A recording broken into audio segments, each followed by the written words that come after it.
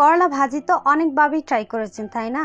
কখনোই এইভাবে ট্রাই করেন নাই আমার মনে হয়। আর যারা কখনোই করলা ভাজি তিতের জন্য খেতে পারেন না, তারা কিন্তু এইভাবে করলা ভাজিটা খেতে পারেন করে। অনেক বেশি ভালো লাগে আর গরম গরম ভাতের সাথে খেতে কিন্তু অসাধারণ লাগে।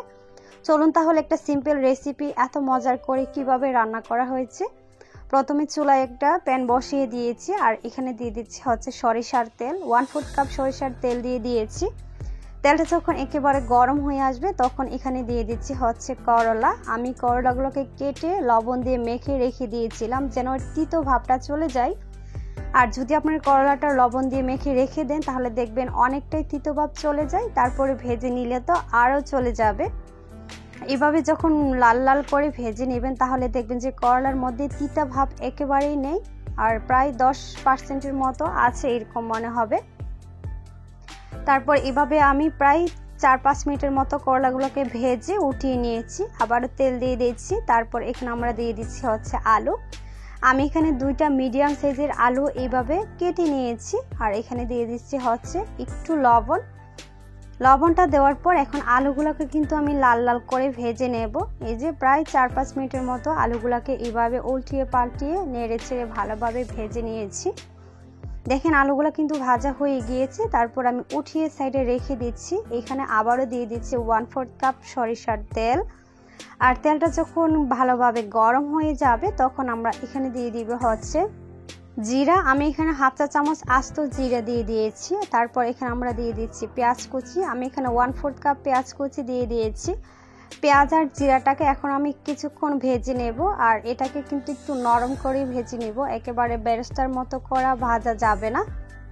এখানে কিন্তু আদা বাটা, রসুন বাটা এবং পেঁয়াজ বাটাও দিয়ে দিয়েছি, ওই ভিডিওটা কিন্তু স্কিপ হয়ে গেছে। আমি এখানে সব মিলে 1.5 টেবিল চামচ আদা, রসুন আর পেঁয়াজ বাটা দিয়ে দিয়েছি।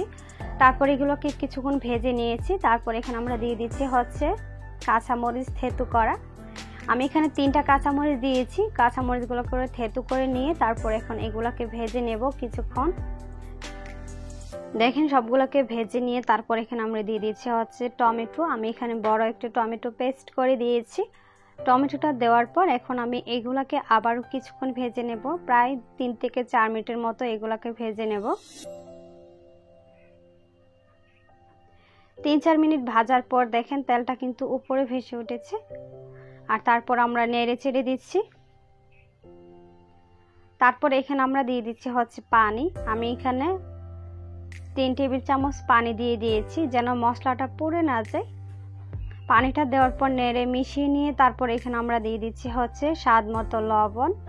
1/2 চা চামচ দিয়ে দিচ্ছি হলুদের গুঁড়া, 1/2 চা চামচ দিয়ে দিচ্ছি মরিচের গুঁড়া আর 1/2 চা চামচ দিয়ে দিচ্ছি হচ্ছে জিরার গুঁড়া। এখানে আর কোনো মশলা দিতে হবে না, শুধুমাত্র এটুক মশলা দিলেই হবে। দেওয়ার পর এখন নেড়ে ভালোভাবে মিশিয়ে নিয়েছি মশলাগুলোকে। তারপর ঢাকনা দিয়ে ঢেকে এটাকে আমি কষিয়ে নিব প্রায় 5 থেকে 6 মিনিটের মতো।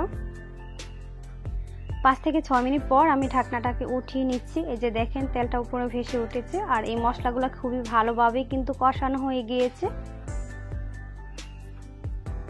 মশলাগুলোকে এইভাবে নেড়ে চেড়ে ভালোভাবে তারপর আমরা এখানে দিয়ে দিব হচ্ছে করলার আলু, যেগুলো আমরা ভেজে উঠিয়ে রেখে দিয়েছিলাম। দেওয়ার পর এখন মশলার সাথে করলার আলুটাকে ভালোভাবে মিশিয়ে নিতে হবে। মিশিয়ে নেওয়ার পর এখন আলু আর করলাগুলোকে কিন্তু আমি আবারও কষিয়ে নিব 2 মিনিটের মতো। 2 মিনিট পর আমি ঢাকনাটাকে উঠিয়ে নিচ্ছি। দেখেন চারপাশ দিয়ে কিন্তু তেল বের হয়ে গিয়েছে আর এটাকে খুবই ভালোভাবে কষানো হয়ে গিয়েছে। আবারও নেড়ে ছেড়ে দিচ্ছি। নেড়ে তারপর এখানে আমরা দিয়ে দিব হচ্ছে পানি। আর করলার মধ্যে কিন্তু বেশি একটা পানি দিতে হবে না। এখানে আমি 1/2 কাপের চেয়েও কম পানি দিয়ে দিয়েছি।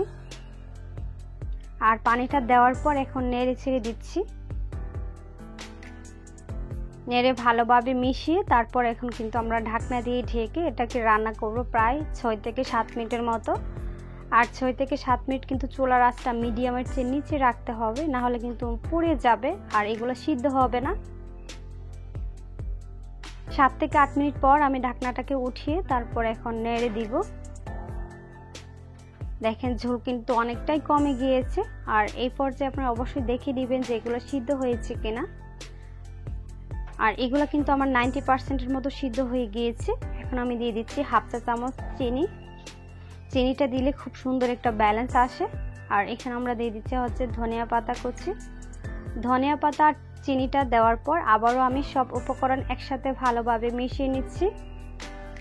মিশিয়ে হয়ে গেলে এখন আমি ঢাকনা দিয়ে ঢেকে এটাকে রান্না করব আরও 5 থেকে 6 মিনিটের মতো। আর চুলার আঁচটা কিন্তু মিডিয়ামের চেয়ে নিচে রাখতে হবে। 5 থেকে 6 মিনিট পর আমি এখন ঢাকনাটাকে উঠিয়ে তারপর এখন নেড়ে চেড়ে দিচ্ছি। আর করলাটা কিন্তু এরকম একটু ঝোল মাখো মাখি থাকবে। আর এরকম ঝোল মাখো মাখা করলা ভাজি খেতে যে কি পরিমাণ মজা লাগে, যারা কখনোই খান নাই বা ট্রাই করেন নাই তারা কিন্তু একবার হলেও ট্রাই করে দেখতে পারেন। আমি কিন্তু এখন চুলাটা অফ করে দিব। এই যে চুলাটা অফ করে দিয়েছি। আর কতটা সুন্দর কালার হয়েছে, আর খেতে ভীষণ মজার ছিল গরম গরম ভাতের সাথে। আর যারা কখনোই করলা খেতে পছন্দ করে না, একেবারে তিতের জন্য, আর এই তিতিটা কিন্তু আমাদের শরীরের জন্য খুবই উপকারী। চাইলে কিন্তু আমরা এইভাবে একবার রান্না করে খেয়ে দেখতে পারি। আশা করছি এই রেসিপিটা বা এই নিত্য নতুন রেসিপি পেতে আমার চ্যানেলটাকে সাবস্ক্রাইব করে পাশে থাকবেন। আল্লাহ হাফেজ।